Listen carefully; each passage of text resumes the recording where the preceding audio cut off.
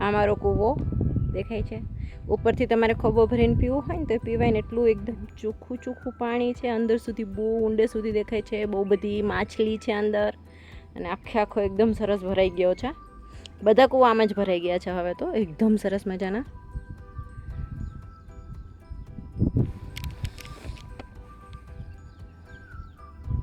પાણી અંદર એટલું બધું ક્લીન છે.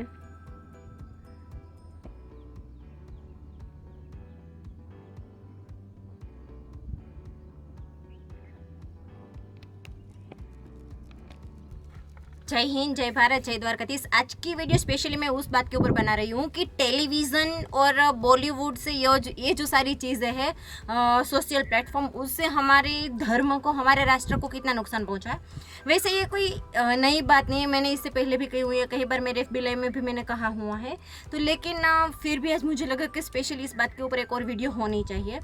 तो मुझे और ऐसी कोई बात नहीं कि जो आपको पता नहीं होगी, और अगर जो बात मेरे से चूक जाए जो मेरी ख्याल में नहीं है, वो आप मुझे कमेंट बॉक्स में बता सकते हो कि ये भी है जो आपकी नज़र में अभी तक नहीं आया है। तो उससे क्या है कि मेरी भी नज़र खुलेगी और मैं उस विषय के बारे में भी सोचूंगी, और मतलब मैं सोच सकती हूँ उसके बारे में भी। तो मोस्टली हम देखते हैं कि टेलीविज़न का हमारे जब से हमारा देश आज़ाद हुआ है उसके बाद से हमारे टेलीविज़न का काफ़ी कुछ बिगड़ चुका है। तो जैसे देखते हैं कि सबसे पहली बात तो ये होती है कि बॉलीवुड में किसी भी मूवी में अगर हम देखते हैं कि काम वाली या काम वाले जो होते हैं उसका नाम होता है तो रामू, लक्ष्मी, शांता ऐसा होता है जो हमारे देवताओं के ऊपर होते हैं। और उसको कहीं पर भी लंपट बाबा दिखाए जाते हैं, ऐसा दिखाए जाते हैं। कहीं पर भी कोई मौलवी लंपट नहीं दिखाया जाता। हमारे धर्म को कुछ अलग ही मतलब पहरवेश में बता दिया गया है। जैसे कि हम सब जानते हैं कि सारे इतिहास के जो मूवी बने हैं उसमें भी आप एक बात नोट करना कि सारे के सारे में घोटाले हैं। वो लोग जो राधे कृष्ण बना रहे हैं उसमें भी काफ़ी घोटाले हैं, क्योंकि राधा और कृष्ण हमारे पूजनीय है। तो वो इस तरह से तो कभी नहीं रहे होंगे कि मतलब हम उसको बुरी नज़र से देख सके या तो बुरी जगह पे उसका एग्जाम्पल दे सके, ये भी है। और जो हम जो ऐतिहासिक मूवी बने हैं उसमें भी सारे में घोटाले, जैसे कि आप देख लीजिए कि जोधा अकबर, उसमें हमें दिखाया गया है कि जोधा जो है वो उसे ना अकबर बहुत ज़्यादा ही प्यार करता था, और कुछ मतलब कुछ ज़्यादा ही केयर बताई है उसमें, और बहुत अलग अलग सीन जो क्रिएट किए गए हैं कि ताकि हमारे माइंड में क्लियर हो जाए कि बादशाह जो अकबर था वो बहुत ही अच्छा इंसान था। लेकिन एक बात आपको शायद नहीं पता है कि जो अकबर की वहाँ पे एक बुक लिखी हुई है उसमें उसके रानियों का नाम दर्ज है, उसमें जोधा का नाम कहीं पर भी नहीं है। और अगर उसे जोधा से इतना ही प्यार था तो जोधा के बाद उसने बहुत सारी शादियाँ की है, 1 2 3 4 नहीं, उससे भी बहुत ज़्यादा शादियाँ की है। तो उन शादियों की क्यों ज़रूरत पड़ी? तो इस बहुत सारी चीज़ें हैं। और जोधा के शादी के बाद, शादी के 8 साल बाद उन्होंने जोधा के मायके पे पूरा हमला बोल दिया और पूरा शहर तहस नहस कर दिया, जो कि हमारी संस्कृति का, वो राजस्थानी कला का बहुत अच्छा केंद्र था। वो सब उस ना समझ अनपढ़ ने सारा का सारा मतलब कि बिगाड़ ही दिया, फेल कर दिया, मतलब कि उसको ख़त्म ही कर दिया। तो ये बहुत सारी चीज़ें हैं जो हमें समझ नहीं है। हम जो इतिहास टीवी देख देख के जो कुछ भी आज सीख रहे हैं। और एक बात आपने नोट की होगी कि कोई भी सीरियल हो, कोई मूवी हो या एड हो, जनरली एड ब्लेड का एड भी हो तो उसमें भी लव स्टोरी कहीं ना कहीं घुसाई है, क्योंकि उसी के जरिए से उन लोगों को लव जिहाद सब में मिलाना था।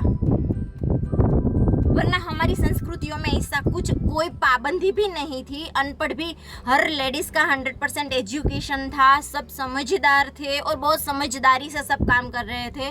और मतलब कि ऐसा कुछ था ही नहीं। वो मुगलों ने आके ही हमारी पूरी संस्कृति को बर्बाद किया है, ये सब हम सब जानते हैं। लेकिन ये बात भी हमें समझनी होगी कि ये जो बॉलीवुड है, आप कोई भी सीरियल ले लो, कोई भी सीरियल ले लो, हर किसी की कहीं ना कहीं love story love story love story. अरे भाई, हर जगह लव स्टोरी क्यों है? उस टीवी ने ना हमारे माइंड में एक फिक्स कर दिया है कि हमारे साथ एक ऐसा पार्टनर होना चाहिए जिसे हम प्यार करते हो। तो हमारे आसपास जो दूसरे हो, क्या वो हमसे प्यार नहीं करते या हम उससे प्यार नहीं करते? प्यार का पूरा मतलब ही पूरा पोस्टमार्टम कर दिया प्यार का, कि नहीं। एक जो आपके कोई पार्टनर आपका एक होना ही चाहिए। हर किसी को प्यार होता ही है, और प्यार होता है तो ये होता है, वो होता है, हवाएं चलती हैं, वो होता है, वो होता है। यहाँ पे हर रोज़ हवाएं चलती है। और हमें तो पेड़ और पौधों से भी प्यार है क्योंकि हमारी संस्कृति ही इतनी महान, हमारी सनातन संस्कृति इतनी महान है कि जो हर चीज़ को पूजती है, मिट्टी को पूजती है, सूर्य को पूजती है, नदी को पूजती है, अग्नि को भी पूजती है, पेड़ पौधों को पूजती है, हर जीव को, हर जानवर को पूजती है, हर इंसान में पूजनीय देखती है। हम हाथ जोड़ के सबको नमस्ते करते हैं। वो नमस्ते उस इंसान से ज़्यादा उस इंसान के अंदर बैठे, हमारे ही अंदर जो बैठे है परमात्मा, उसके वैसे ही उसके अंदर भी परमात्मा हम देखते हैं।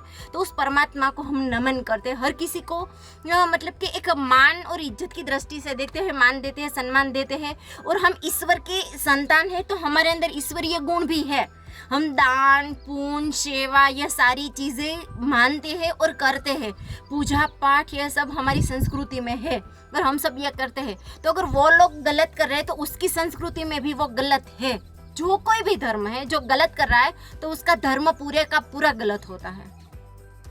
तो इस बात को समझ के हमें, यहाँ पे जितने मुस्लिम है वो कन्वर्टर ही है। हमें भी पता है कि वो मुट्ठी पर मुगल आए थे, सारे कन्वर्टर है, लेकिन उसका ब्रेन वॉश इस तरीके से किया जाता है हर रोज़ दिन में 5 बार कि वो जो जब से छोटा बच्चा होता है तभी से उसका ब्रेन वॉश करना स्टार्ट हो जाता है। उससे वो सोचने का मौका ही नहीं देते कि आप इंसान हो, यही सृष्टि है, इसके ऊपर कुछ नहीं है, कहीं पर भी कोई जन्नत नहीं है, कहीं पर वो कोई 72 हूर कहीं पर भी नहीं है।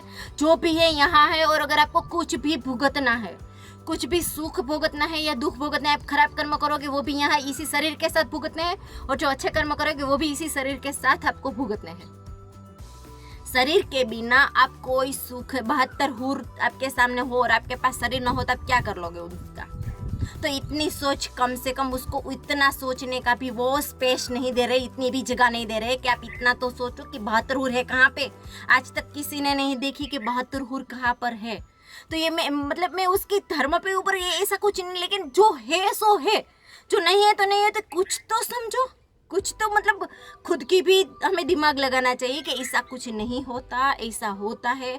और दूसरी बात कि मेरी मेन बात थी कि टीवी और बॉलीवुड के ऊपर, तो मैं यही इसी के ऊपर वापस आ जाती हूँ।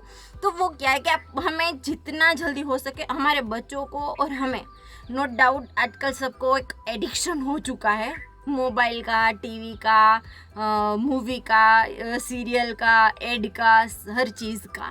तो इन सबसे जो भविष्य के ऊपर खतरा है वो इतना बड़ा है कि आज एडिक्शन हम छोड़ दे तो वो खतरा टल सकता है। क्योंकि वो ना हर एड के द्वारा, हर मूवी के द्वारा, हर सीरियल के द्वारा हमारे धर्म के ऊपर प्रहार पे प्रहार किए जा रहे हैं।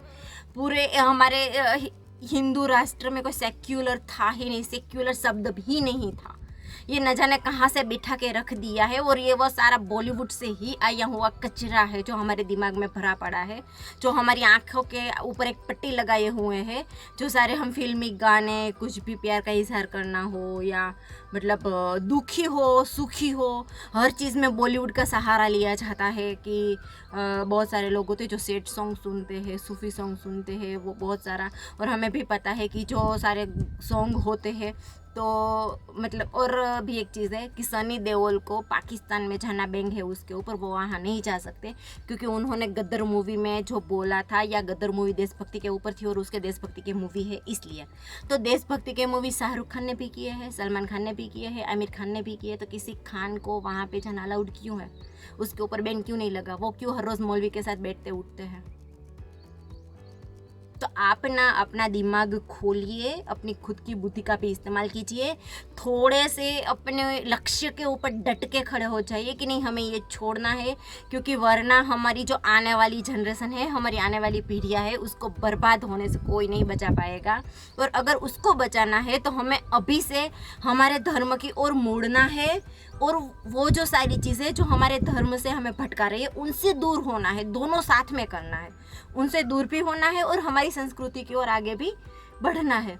तो ये सारी चीज़ें तभी हो सकती है जब हम पूरी हिम्मत से अपने लक्ष्य के ऊपर डटे रहेंगे। क्योंकि हर किसी के लिए जो अपना मूल है वो छोड़ना इतना आसान नहीं होता। क्योंकि मैंने खुद ने भी ये सब छोड़ के देखा है, नो डाउट। आज मेरे लिए सबसे ऊपर मेरा सनातन धर्म है, मेरा राष्ट्र है, मेरा धर्म है। और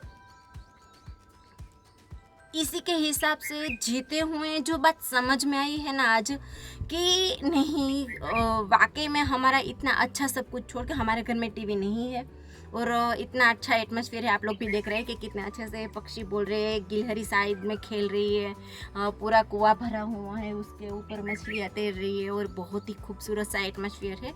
तो हमें ना हमारे प्रकृति और सबके साथ भी मिलना है। हमारे बच्चों को हो सके उतना गांव की ओर ले जाओ घूमने के लिए। आप रहने नहीं जा सकते, कोई बात नहीं है, घूमने के लिए ले जाओ, मूवी रेस्टोरेंट ले जाते हो तो उसके अलावा भी आप सात्विक रेस्टोरेंट कहीं पर भी हो या ऐसा कुछ भी हो तो ये सारा, या तो खुद भी ले जाके किसी की खेतों पे जाके, कोई मना नहीं करता, क्योंकि हर फार्मर का दिल बहुत बड़ा होता है, क्योंकि उसे जगत का तात इसीलिए बुलाया जाता है कि उसे पूरे संसार की चिंता होती है और वो किसी को खिला के ना बहुत ही संतुष्टि अनुभव होता है। तो इसी पर कोई भी आपको कोई मना नहीं करने वाला है, किसी भी फार्मर को पूछ लो। हाँ, और उस पे भी सोने पे सुहागा होगा अगर वो फार्मर क्षत्रिय हो, तो फिर आपको घर से कुछ लेकर जाने की भी ज़रूरत नहीं है। आप वहाँ पे जाके अपने बच्चों को प्रकृति से नज़दीक ले जा सकते हो, प्रकृति की वैल्यू समझा सकते हो, आप खुद भी प्रकृति के साथ जी सकते हो, रह सकते हो, और जितना हो सके सात्विक अपने आप को बनाइए। हमारे धर्म के अनुसार जीना स्टार्ट कीजिए। अभी अभी श्रावण मास स्टार्ट होने वाला है, तो श्रावण मास के अंदर हमारे ऋतु के साथ साथ हमारी खान पान का जो भी हमारे ऋषि मुनियों के साथ बनाया हुआ है कि पूरा है कि उस महीने में हमें लहसुन है, प्याज है, तामसिक खुराक नहीं लेना है, कम से कम खाना है, सात्विक भोजन खाना है, कोई तामसिक भोजन नहीं लेना है, सात्विक खाना है, दिन में एक बार खाना है। जितना हो सके आप फ्रूट या दूध ये सारी चीज़ें खा सकते हो, सात्विक भोजन कुछ भी ले सकते हो। तो ये जो सारी हमारी चीज़ें हैं वो बहुत ही खूबसूरत है, और हमारे बुज़ुर्गों ने या हमारे शास्त्रों में या तो हमारे जो हम कहते हैं कि जिन्होंने जो हमारे सारे नियम ऋषि मुनियों ने बनाए हैं, वो ना एक एक का साइंटिफिक रीज़न है। अब कोई भी बात अगर आप जानना चाहते हो कि किसका साइंटिफिक रीज़न क्या है, तो आप मुझे कमेंट बॉक्स में बताना कि इस बात का साइंटिफिक रीज़न ये क्या है। कहता जैसे कि बोला जाता है कि पैर से नहाते हैं तो सफ़ेद बाल जल्दी आते हैं, पैर से नहीं नहाना चाहिए। बहुत सारी बातें ऐसी होती कि जब दिन ढलता है उस वक्त हमें झाड़ू नहीं लगाना चाहिए, बाल नहीं कॉम्ब करने चाहिए, वो बहुत सारी चीज़ें होती है। तो ये आपके दिमाग में जो कोई भी कहावत है हमारे जो बुज़ुर्गों की कही हुई, तो आप वो बता सकते हो। तो उसकी क्लियरिटी ना हम एक दिन बैठ के अच्छे से करेंगे, क्योंकि हर चीज़ को आप अगर ध्यान से देखोगे ना तो बहुत ही खूबसूरत हर चीज़ का मतलब होता है, और वो एक लाइन होती है लेकिन उसका पूरा का पूरा निबंध बन सकता है, और उस एक ही वाक्य से आप हमारी पूरी लाइफ बदल सकती है। जैसे कि हम देखते हैं कि हमारे गुजराती में बोला जाता है कमड़ो होय ने पीड़ू ज देखाय। तो ऐसे ही बहुत सारी कहावत है हमारे यहाँ पे, लेकिन सबका साइंटिफिक रीज़न है। कोई भी ऐसी चीज़ नहीं है कि जिसका साइंटिफिक रीज़न ना हो हमारे धर्म में, चाहे वो रिवाज हो कोई, चाहे कोई मतलब परंपरा हो, कोई त्यौहार हो, कोई सीज़न हो, कुछ भी किसी भी बात का बिना मीनिंग के कोई भी चीज़ हमारे ऋषि मुनियों ने हमारे शास्त्रों में या हमारे धर्म में नहीं रखी हुई है। और जैसे कि हम जानते हैं कि कुछ भी हो तो हम गंगा स्नान के लिए जाते हैं, यात्रा प्रवास का हमारे यहाँ पे इतना महत्व है। तो हर चीज़ का महत्व हमारे देश में वाकई है कि दुनिया को देखना भी चाहिए, जानना भी चाहिए और समझना भी चाहिए। वैसे तो ऐसा कुछ नहीं होता कि आप गंगा में स्नान करोगे तो आपके पाप तो धुल जाने वाले हैं, वो हम सबको पता है कि, और ये भी हमें पता है कि भीष्म थे वो गंगा पुत्र थे, लेकिन उनको भी अपने कर्म की सज़ा भुगतनी पड़ी थी। तो अगर वो गंगा पुत्र होते हुए भी अपने कर्म की सज़ा उसे भुगतनी पड़ी थी, तो हमारा सिर्फ नहा के पूरे पाप कैसे धुल सकते हैं? हमारे पाप हमें गंगा जी में जाके धुल सकते हैं। कैसे? अगर आप उस संकल्प के साथ स्नान करें कि मन से, वचन से, कर्म से, वाणी से, कहीं से भी कोई मेरी 5 इंद्रियों से कोई भी पाप हुआ है तो उसके लिए मुझे क्षमा मिले, और वो पाप आज के बाद मैं ख्याल रखूंगा कि 5 इंद्रियों से कोई भी पाप ना हो। और इस बात का अभिमान आजकल हम देखते हैं, कोई गंगा स्नान करके आता है तो उसे अभिमान होता है हम तो गंगा स्नान करके आए हैं। ये अभिमान पूरा है वो सारा छोड़ना है। तभी हमारे पाप धुल सकते हैं, तभी हमें हमें हमारे धर्म यही सिखाता है। सिर्फ डुबकी लगाने से नहीं होता, लेकिन वहाँ पे जाके शांत वातावरण, इतना वहाँ पे जो एटमॉस्फेयर वहाँ का है पूरा प्रकृति के साथ, वहाँ पे जाके आप, जैसे कि हमारे गुजरात में फेमस है जेसल जाडेजा, वो आज पूजे जाते हैं क्योंकि उसने अपने एक एक पाप को पोकारा है। गंगा सती तोरल सती के कहने पर ही सही, लेकिन उसने अपने एक एक पाप को पुकारा है और उस सारे पापों का त्याग किया था, इसीलिए आज वो पूजे जाते हैं और उसकी आज इतना हम याद करते हैं उसे। तो वो चीज़ है, वो हमें याद करने की हमसे गलतियाँ कितनी कितनी हुई है और कहाँ कहाँ पर हुई है, उन सारी गलतियों को हमें क्लियर करना है। तो ये सारी चीज़ें अगर आपको और भी अच्छे से सीखनी है तो आप अष्टांग योग के साथ जुड़ सकते हो, ताकि कि हमारी बुद्धि खोलने का काम अष्टांग योग करता है। और ये अष्टांग योग की एड नहीं, मैं अष्टांग योग तो यहाँ पे ये बोल रही हूँ, और वो ये सारी चीज़ें मैं ऑलरेडी बहुत इससे पहले भी बहुत बार कह चुकी हूँ, तो इतना ऐसा कुछ मत समझना कि मैं ये किसी अष्टांग योग का ऐड कर रही हूँ, ऐसा कुछ नहीं है। लेकिन वो हमारे धर्म का मूल है, स्तंभ है, ये हम कभी भी नहीं झुटला पाएंगे। आज नहीं तो कल हमें वहाँ पे मुड़ना ही है, वहाँ पे जाना है, उसे अपनाना है, उसको अपने जीवन के अंदर, हमारी ज़िंदगी में ही वो हमारे जीवन का एक हिस्सा है जो हमसे बिछड़ चुका था, लेकिन वो हमें फिर से अपनाना है और अपने जीवन में उतारना है। मैंने पर्सनली अभी किया है उसे, शायद 1 हफ्ता या 8 से 10 दिन हुए हैं, लेकिन उसमें ना काफ़ी अच्छा लगता है। आपके मन को बहुत ही शांति मिलेगी, आपकी जो सोचने की शक्ति है वो काफ़ी बढ़ जाएगी, और बहुत सारी ऐसी बातें हैं कि जो आप नहीं झुटला सकते। वो ये सीखने के बाद ना आप बहुत सारी, आपका माइंड क्लियर हो जाएगा, बहुत सारी चीज़ें कि जो आपको लगेगी ही नहीं, आपको ना खुद के बारे में सोच पाओगे। ये होने के बाद आप खुद के बारे में सोच पाओगे। हमारे यहाँ एक बार तो बारिश आ चुकी है, ये दूसरी बार बारिश आ गई है, तो मुझे थोड़ा सा कैमरा आगे लेना होगा क्योंकि फिर से बारिश स्टार्ट हो चुकी है। से तो काफ़ी अच्छे से आ रही है बारिश।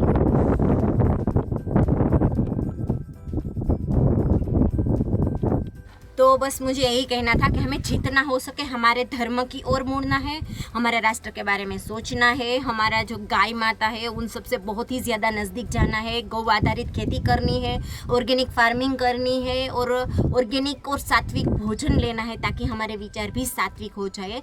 क्योंकि हमारे में गुजराती में कहावत है अन एवं ओडकार, तो जो अन्न पेटમાં ગયું હોય ને તો સાત્વિક विचार आवे, सात्विक भोजन खासो तो सात्विक विचार आववाना। तो हर चीज़ का साइंटिफिक रीज़न है, तो किसी भी चीज़ को झुटलाइए मत, उसके अंदर डीप में जाइए। आप खुद भी सोचोगे ना तो आपको भी वहाँ से कुछ ना कुछ अच्छा मिल ही जाएगा। और बस तो हमारे राष्ट्र के लिए, हम सब के लिए, हमारी आने वाली पीढ़ी के लिए, इन सब के लिए मुझे आप सबके साथ सहकार की बहुत ही ज़रूरत है। तो प्लीज़ टेलीविज़न को हो सके उतना खुद से धीरे धीरे दूर करिए।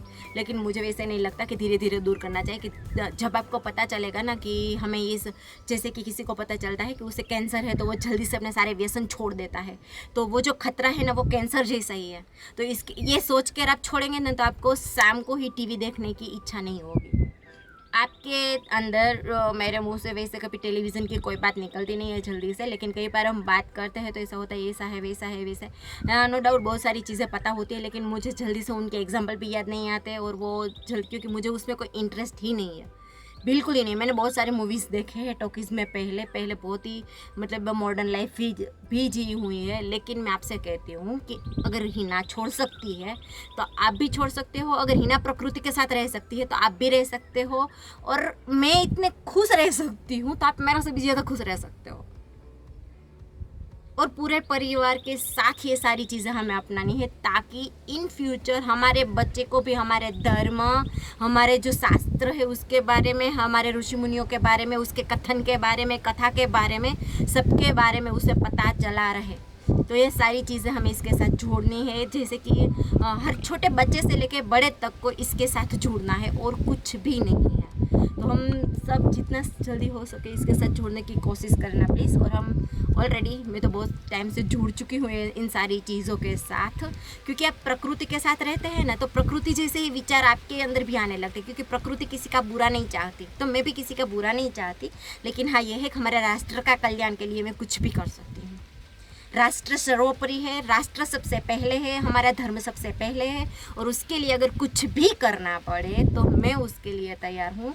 और मैं इसीलिए आप सबको भी तैयार कर रही हूँ क्योंकि ये राष्ट्र हम सबका है, ये धर्म हम सबका है और हम सबको मिलके इसे बचाना है और इसे और गहरा और मजबूत बनाना है ताकि आगे से हमारे देश के और टुकड़े ना हो और आगे से हमारे देश के ऊपर कोई बुरी नज़र ना डाल सके, हमारे देश को तोड़ ना सके और हमारे देश का अहित ना कर सके। और हमारे देश का जो भी मतलब आज हम देखते हैं कि बिज़नेस वो काफ़ी कम हो चुके हैं और बाहर की चीज़ों पे ज़्यादा डिपेंडेंट हो चुके हैं। आज के हमारा घर में कास्ट का भी चाइना का आता है, तो इतनी छोटी सी चीज़ भी हमारे यहाँ मतलब उसके ऊपर हम बाहर के लोगों पर डिपेंड क्यों रहे।